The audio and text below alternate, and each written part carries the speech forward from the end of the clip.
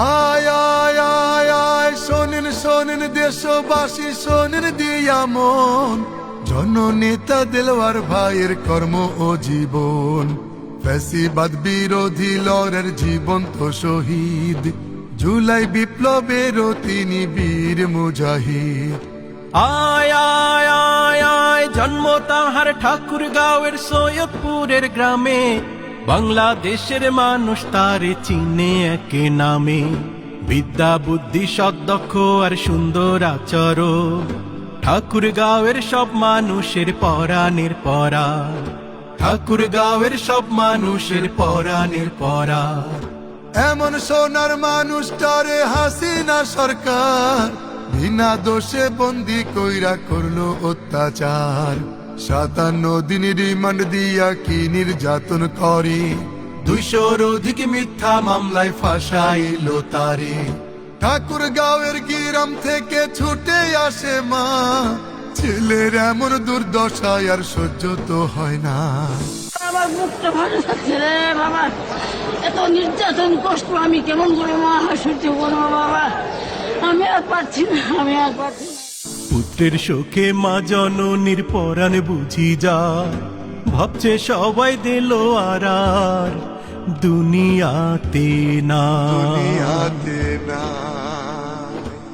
আয় আয় আয় আয় সেই দিলো আর পাইলো এবার নমিনেশন ভাই, দাড়ি পাল্লা প্রতীক নিয়া করিবে লড়াই, ঠাকুরগাঁওয়ের যারা আছে ভোটার ভাই ও বোন, সকলের কাছে একটা করি নিবেদন, দুর্নীতি দুঃশাসন মুক্ত সমাজ যদি চাও, দেলোয়ার ভাইয়ের দাড়ি পাল্লা আপন করে না।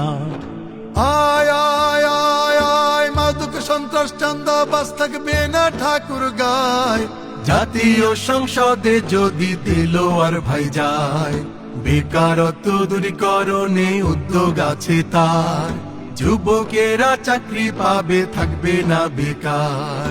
মৌলিক যে দাবিগুলো রয়েছে এই দাবিগুলোর মধ্যে অন্যতম দাবি হলো, অন্যতম স্বপ্ন হলো, অন্যতম পরিকল্পনা হলো এই ঠাকুরগাঁও একটি আধুনিক মেডিকেল কলেজ হাসপাতাল প্রতিষ্ঠিত করা।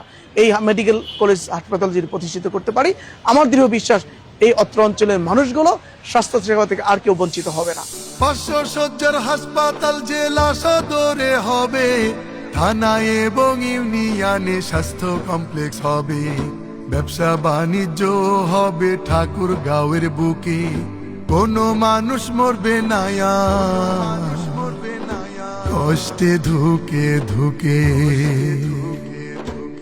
আয় আয় আয় আয় প্রকৌশল কৃষি ও কারিগরি প্রতিষ্ঠান, বিশ্ববিদ্যালয় প্রতিষ্ঠায় বাড়বে জেলার মান। আমার স্বপ্ন হলো, আমার পরিকল্পনা হলো আগামী দিনে এই ঠাকুরগাঁয়ে একটা বিশ্ববিদ্যালয় প্রতিষ্ঠিত করা, আগামী দিনে এই ঠাকুরগাঁয়ে যেন একটা ইঞ্জিনিয়ারিং কলেজ হয়, এখানে যেন একটা কৃষি কলেজ হয়। এর জন্য আমি কাজ করতে চাই।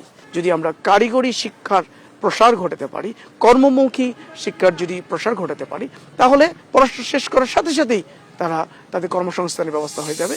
টাঙ্গন নদীতে রাবার ড্যাম করলে স্থাপন, কৃষি ও কৃষকের ভাগ্যের হবে উন্নয়ন, যোগাযোগ ব্যবস্থা হবে ব্যাপক উন্নয়ন, রেল সুবিধা বৃদ্ধি হবে, সড়ক সম্প্রসারণ।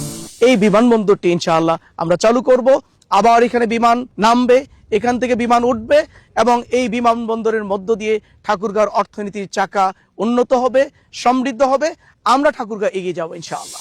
বন্ধ বিমান বন্দর আবার চালু হবে ভাই, বন্ধ বিমান বন্দর আবার চালু হবে ভাই, শহরের জলাবদ্ধতা দূর করিতে চাই, মেধাবী ও দরিদ্ররা পড়াশোনার জন্য স্কলারশিপ পাইলে ওরা সবাই হবে ধন্য, মা ও শিশুর জন্য থাকবে বিশেষ আয়োজন, আরে মা ও শিশুর জন্য থাকবে বিশেষ আয়োজন, নারী উদ্যোক্তাদের দেবে ঋণ প্রশিক্ষণ, অনগ্রসর গোষ্ঠীর জন্য থাকবে সুবিধা, ভিন্ন ধর্মী নাগরিকের থাকবে নিরাপত্তা, বিনামূল্যে প্রাথমিক শিক্ষা ও স্বাস্থ্য সেবা, ইনশাআল্লাহ সবাই পাবে, বৈষম্য হবে না, এসো সবাই দিলো আর ভাইয়ের পক্ষে এক হও, সবাই মিলে গর্ব ভালোবাসার ঠাকুর গাও,